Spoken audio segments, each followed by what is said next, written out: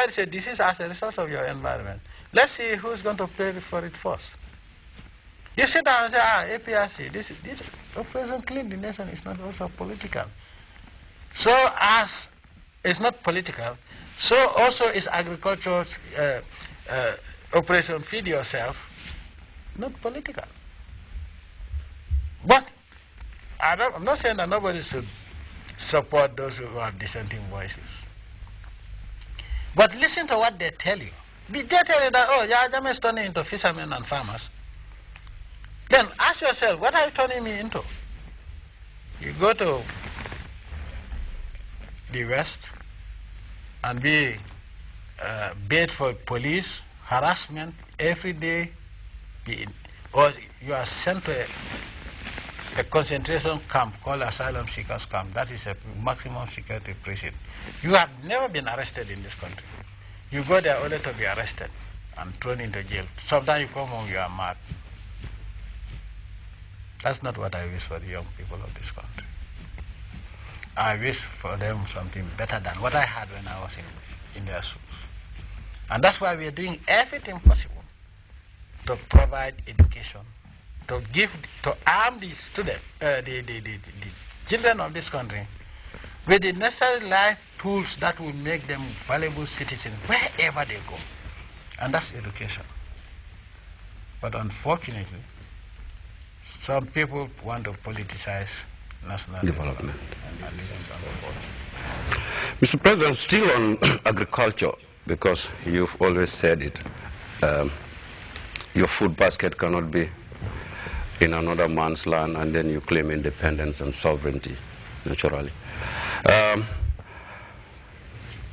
In the area of agricultural mechanization, we've seen some very serious attempts made in this area. But the same cannot be said of agro-industrialization and processing. And the two go together. The private sector is not coming in this area. And probably government needs to lead the way.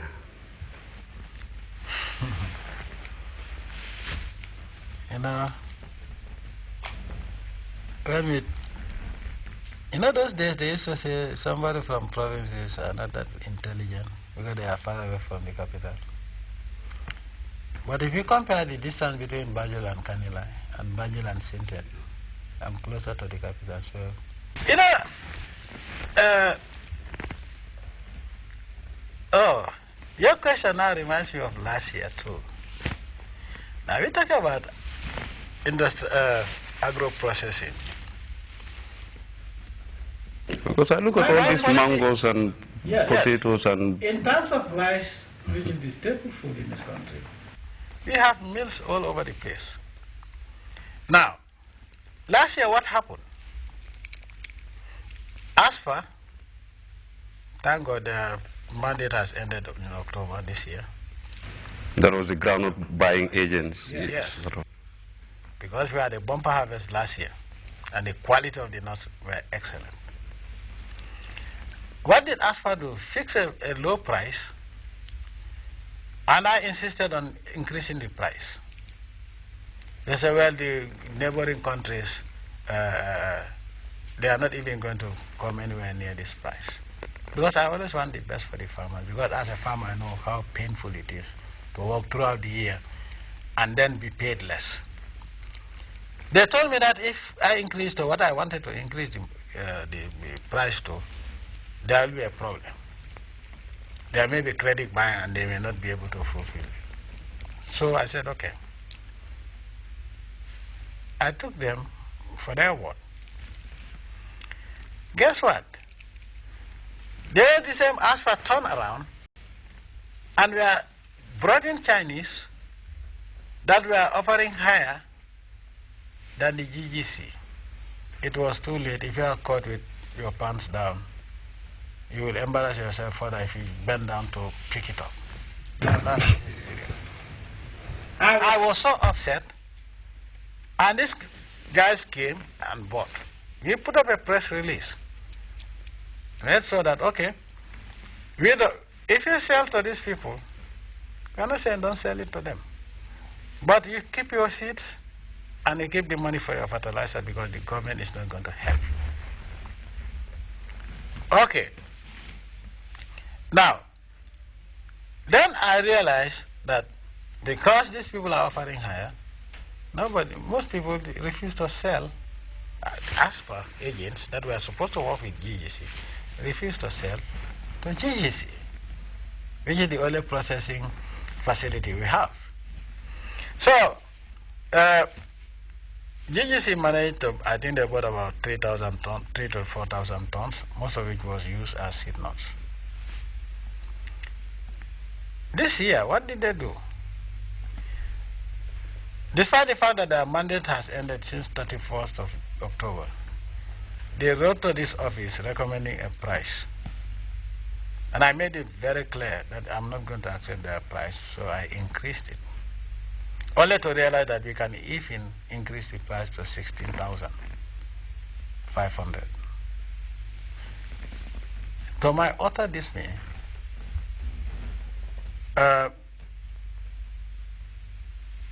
I spoke to GGC, and they told me that because the ASPA recommended a lesser price, and I added 2,000 to the price. When I consulted with GGC, I was shocked to know that ASPA did not even consult GGC in terms of the pricing, the selling, buying price, or the date of commencement and close of groundnut buying season. And then at the same time recommended that government should put in a subvention. To subvent who? I made it very clear that the only agency, in fact your mandate is over and we have nothing to do with you.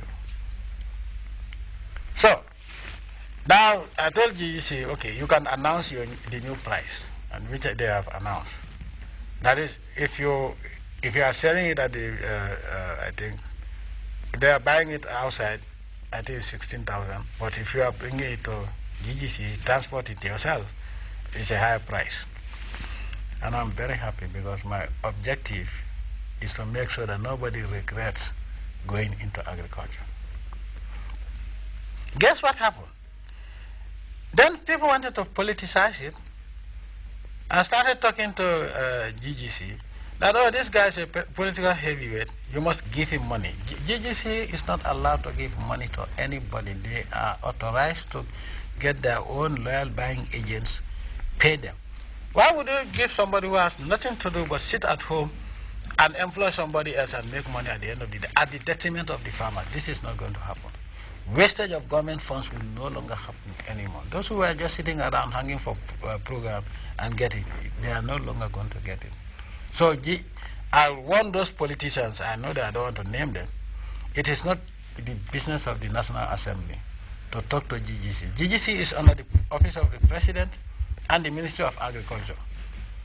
And to tell GGC that, oh, you must give, who are you to say you must give? And there's one particular person who is notorious for this. But if he continues, you soon have not only a by-election in his constituency, but I will lock him up. Because you want to encourage lazy people that are doing nothing, unpatriotic and dishonest people to be giving money to go and spend the way they like it at the expense of farmers. This is not going to happen. So as from now onwards, Gambia government buying agency is GGC, and GGC would go and buy the grams. I'm not saying there shouldn't be any operator, but let me also make it very clear that nobody is going to export raw nuts out of this country. You have to process it, add value, otherwise the nuts are not going anywhere. Because last year I insisted on this, and somehow they allowed these people to ship the nuts out of the country. They only decorticated the nuts and sent it out. This year it's not going to happen.